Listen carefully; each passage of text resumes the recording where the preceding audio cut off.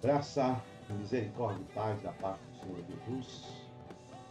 Estamos aqui mais uma vez começando o nosso podcast semanal, dia segunda, como nós fazemos todas as semanas.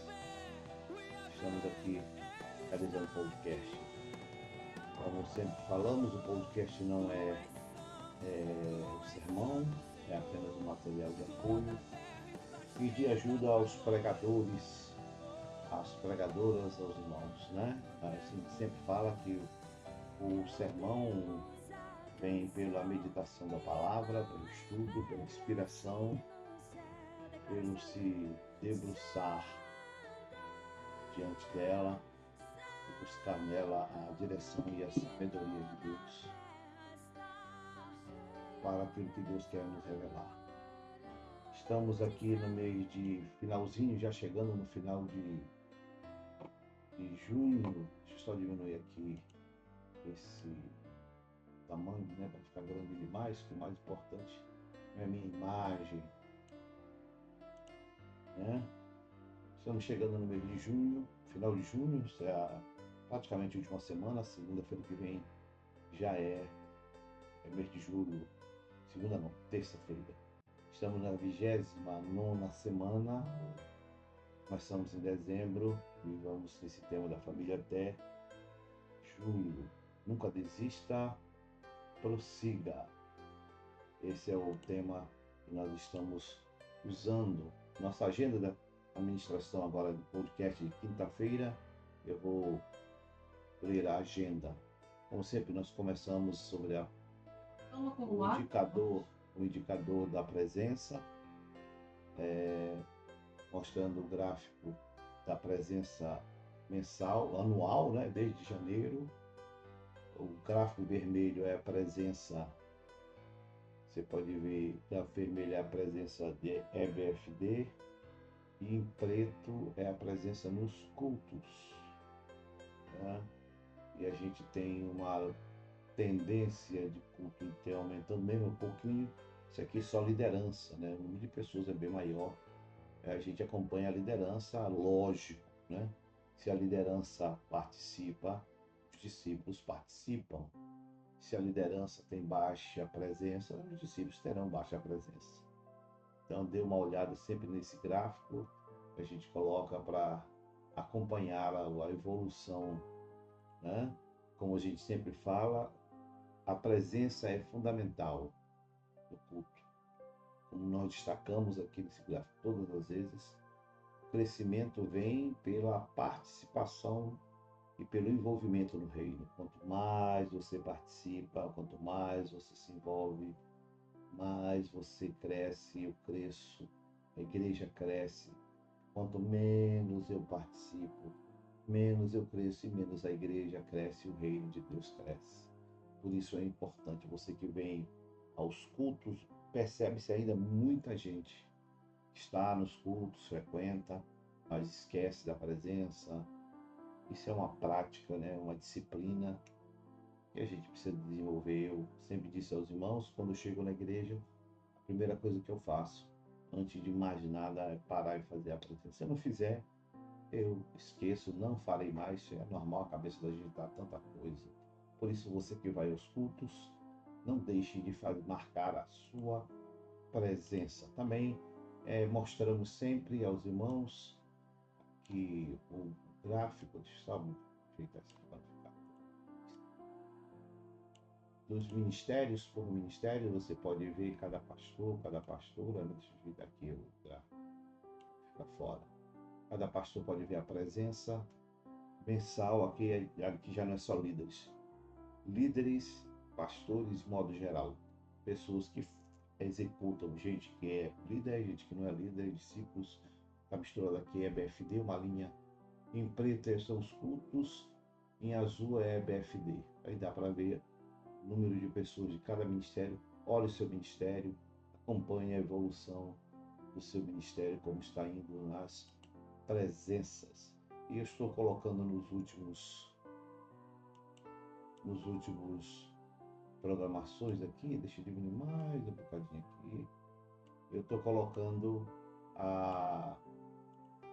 os 50 mais presentes. Estamos pensando uma lembrança, um reconhecimento, alguma lembrança dos mais, no final do ano, entregar aos que tiveram mais presença nos cultos, fazer um reconhecimento público da questão 50, aqueles que sempre estão na igreja, frequentam, tem maior, ninguém tem 100%, nem frequenta, não tem presença 100%.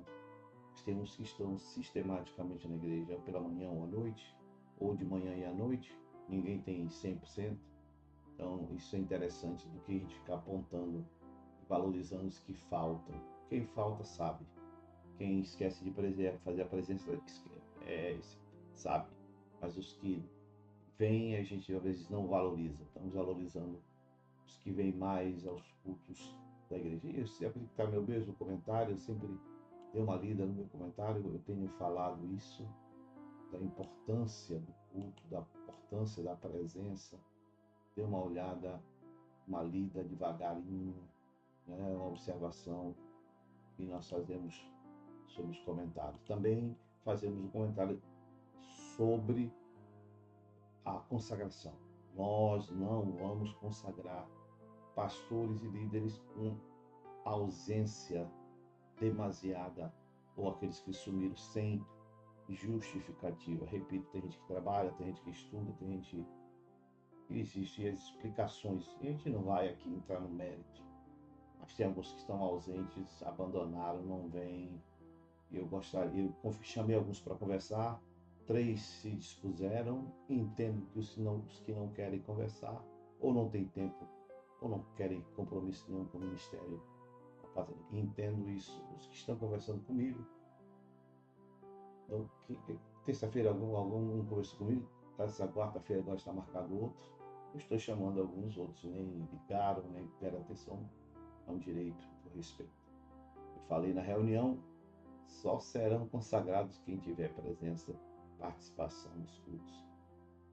Estão atuando na obra de Deus, querem trabalhar para o reino. Um trabalho para mim, são meus funcionários, né? Funcionário da igreja, funcionário do reino, da obra de Deus. Tem amor, querem ser úteis, querem ser usados. E eu acredito no chamado de todos, mas não adianta ter chamado se eu não me empenho, não me dedico, não participo, não renuncio em prol do chamado de Deus. Né? Nossas principais programações da semana, eu vou ler só dessa vez, da semana, do mês de junho, mês de julho, estamos acabando junho, né? Temos agora 27, 28 às 48 de oração, essa semana agora, semana de Santa Consagração, Santa Convocação, momento que aqueles que querem jejuar, buscar mais da presença de Deus, é a semana que nós dedicamos. Aí termina o mês de junho, mês de julho nós temos o Nefão, dia 4, né? Temos dia 11 a 12 o Congresso de Jovens, eu não sei se terão, já falei na reunião, tenho falado aqui, mas não recebi feedback de confirmação. Está na programação, eu estou avisando, mas os jovens a mim não falaram. Pode ser que eles estejam organizando. Acredito que estejam organizando. Dia 18, a nossa reunião ministerial. Dia 19, dia de viver o mês. Na Barra vai ser o dia de evangelismo e discipulado e culto à noite na base da pastor Eric, pastora Rossi Kellen, né? Nós estaremos lá o dia inteiro. Talvez você não consiga ficar o dia inteiro, nem eu, mas alguns horários iremos estar lá, prestigiando e dando apoio, dando a nossa participação nessa obra maravilhosa, encerrando a noite com um grande culto. Não vou pregar, os pastores vão pregar, nossa igreja, né? Dia 27 a 29 de julho, já Santa Convocação. E no dia 25, aqui está 3, está errado, já corrigi. No dia 20, dia 3 de outubro, dia 25 ao dia 3 de agosto, teremos o 33º aniversário, demarcação de territorial, está errado, território, a marcha para Jesus, né? E também a comemoração do aniversário. A comissão deve estar se reunindo na quarta-feira para programar ter essa atividade. Aqui está o nosso relógio de oração, não sei quantos já marcaram, ainda temos, pelo menos até agora há pouco, alguns horários que não estão preenchidos, Na sexta-feira temos esses 4 horários, não sei se já preencheram. No sábado temos um horário, no domingo temos 2 horários. Precisamos preencher até na quinta-feira, para que na sexta nós tenhamos o elo de oração ininterrupto. O nosso tema é reconstruindo a intimidade perdida com Deus. E o Salmo 42, de 1 a 2, como a corça anseia por águas correntes, a minha alma anseia por ti, ó Deus. A minha alma tem sede de Deus, Deus vivo. Quando poderei entrar para apresentar-me a Deus? Né? Pastor, eu não marquei um horário, ainda tem esses horários. Ou você liga para a Adriana, fala diretamente com ela, ou você usa o QR Code, pega o seu celular, dê uma lida, tchau, e marque. Esses horários estão vagos e nós precisamos preenchê-los. Maravilha. Congresso de Jovens, sede e base, 11, 12, 13, todas as bases juntos. Não marcar a programação paralela, junto com os jovens. Se tiver, acredito que vai ter Congresso de Jovens. E sobre a programação do aniversário, a comissão 33 anos. Esse aqui é um quadro, cartaz provisório que eu criei, né? Mas a comissão está toda, vai se reunir agora, vai estar correndo atrás, para apresentar a estratégia na reunião ministerial de quinta-feira. Nosso dia do mês, base pastor Eric Roskellen, né? Dia 19/7, e depois tem as outras datas de outros meses, dia do mês que nós estaremos, inclusive até na base do ramal do Rio Preto da Erva. Maravilha. Não esqueça, você que tem NEFs, a gente está no boletim. Não deixe de escrever o seu NEFs. Pastor, tem um NEFs, abriu o NEFs, escreva, leia o QR Code, de novo, pega o QR Code, leia e ali escreva seu NEFs, que a gente possa acompanhar o surgimento. Nós temos 50 NEFs inscritos, então o nosso sonho, nossa meta é chegar a 100, ainda temos 50, né? Então escreva o seu NEFs. Aqui está os 50 NEFs inscritos até o momento. Nosso tema: nunca desista, prossiga, tendo a família como projeto divino indissolúvel. A ministração de quinta-feira, deixa eu só pegar o mouse. Institua a oração no meio da sua família. Muito mais do que um ato, mas uma disposição, não só juntos, às vezes não consegue, mas que a oração seja parte, né, da família, como prática individual e coletiva, quando estiverem juntas. O salmo, a ideia de orar é a ideia de estar na presença, a ideia de clamar, a ideia de buscar, né? É de desenvolver no meio da família práticas espirituais que trazem benefícios à unidade, à comunhão, ao amor, à intimidade da família. Pastor, eu estou numa família que não é crente, só eu sou crente, então talvez você sozinho, você pode aproveitar alguns momentos, mesmo as pessoas sendo descrentes, elas não são resistentes a uma oração, aqueles que querem orar, interceder por eles, né? E se a sua família, então, a maioria é crente, ou todos são crentes, essa prática, essa atitude, esse estado de estar diante da presença do Senhor deve ser cultivada. O texto que vamos ler é o Salmo de número 107, versículo 28 a 30. Se o pregador, a pregadora quiser ler mais, fique à vontade. Diz o texto, o salmista: na sua aflição clamaram ao Senhor. Clamar é buscar, é orar, é rogar, é ter, desenvolver momentos de busca da presença de Deus. E Ele nos tirou da tribulação em que se encontrava, reduziu a tempestade, falando na linguagem de hoje, e a brisa, e uma brisa, e serenou as ondas. As ondas sossegaram, e eles se alegraram, e Deus os guiou a um porto almejado, seguro, o objetivo alcançado. Que o Senhor Jesus abençoe o meu, o seu, o nosso coração ao ler a palavra do Senhor. O texto do salmista descreve um ciclo, parece, em que vivia o salmista, ou as vidas envolvidas com o salmista, um ciclo de aflição e, ao mesmo tempo, de clamor constante pelo livramento, e que o mesmo, diante do clamor, o clamor e o rogo adiante do Senhor pudesse produzir alegria àqueles que estavam em momentos de aflição. Quando os marinheiros enfrentam uma tempestade, clamam a Deus por ajuda, como no episódio do texto do mar revolto dos evangelhos. E claro, ele acalma a tormenta. Essa é uma descrição das ações daqueles que buscam, clamam, institui a vida de clamar, de oração dentro da sua casa. E as ondas e clamam, quando os marinheiros enfrentam uma tempestade, clamam a Deus por ajuda. E ele acalma a tormenta, ele acalma as ondas, levando-os para um porto seguro, desejado, como diz o texto.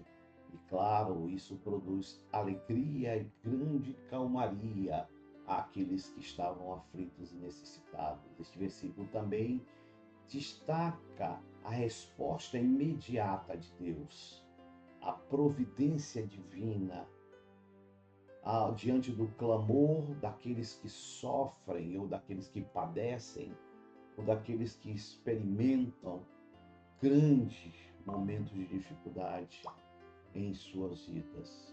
Diante da adversidade que nós enfrentamos e que passamos, com certeza sem exceção, a fé e o clamor, a oração a Deus são a chave para o livramento e para o socorro neste momento de grande angústia, dor e sofrimento. Aqui a ação de Deus é evidente.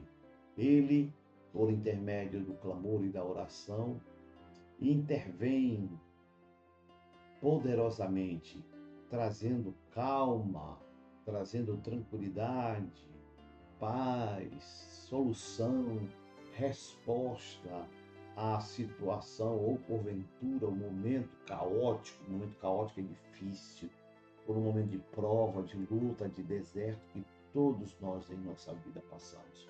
Por isso que o clamor, a oração, no meio da sua vida, no meio da sua casa, no meio da sua família, tem grande influência em trazer aquilo que nós tanto precisamos e necessitamos. O texto fala isso, e claro, estou falando isso para o pregador e a pregadora. Diante dessas menções, ele vai rascunhar o título, os assuntos pertinentes que aí você poderá trazer, e claro, irá complementar com textos da Bíblia, porque se formos enchermos aqui muito texto, o pregador não vai fazer nada, que é ouvir a voz de Deus. A alegria é a consequência do livramento divino. Alegria real, alegria verdadeira é produzida quando nós temos a capacidade de ver a intervenção e a resposta divina. Não apenas uma tempestade cessa ou para, mas Deus conduz também a família, a vida, em segurança ao seu destino, ao porto desejado, simbolizando uma realização, um momento de vivência de paz após momentos de grande tribulação, quando nós aprendemos a clamar ao Senhor. E é isso que o salmista está dizendo, uma mensagem também nesse texto de esperança, de fé. Mostra que mesmo nas situações mais difíceis, mais duras, mais dolorosas da nossa vida, né? Momentos que nós passamos, né? Difícil, mostra que mesmo no momento de situação difícil, o clamor a Deus pode trazer e traz grande livramento e alegria para aqueles que buscam. Porque nós sabemos que Deus, ele tem o poder de transformar, como nós falamos no começo, a tempestade em calmaria e guiar os seus filhos, sua casa, sua família ao porto seguro, esperado, desejado por todos aqueles que habitam debaixo da mesma casa. Deus não abandona as famílias, até porque Ele sabe que as mesmas estão propensas, estão diante do mundo, estão propensas aos ataques do inferno, das trevas, dos demônios que querem destruir e aniquilar, se Deus o permitisse, todas as famílias da terra. O texto começa afirmando que quando as famílias, os lares enfrentam situação de angústia, de tribulação, em que se encontram os homens, ou a casa, ou alguém de casa, eles podem clamar ao Senhor, buscar ajuda, buscar a libertação, a cura, a transformação, a solução. E o salmista ressalta, viu, pregador, pregadora, que vai fazer o seu sermão. Deus nos revela que nunca deixará a família, o lar, a casa sozinha, abandonada, largada, mas sempre estará presente quando ela buscar a face do Senhor pela oração, pelo clamor, né? E aprende a clamar ao Senhor, como diz o texto que lemos e descrevemos. Na sua aflição, clama ao Senhor, e Ele nos tira da tribulação em que se encontravam, e reduziu a tempestade em uma brisa, e serenou e acalmou as ondas. Traga a pessoa de Deus para dentro da sua família. Traga a pessoa do Senhor para dentro da sua. Pastor, minha casa. Aí é o pregador, né? Deixa Deus usar o pregador.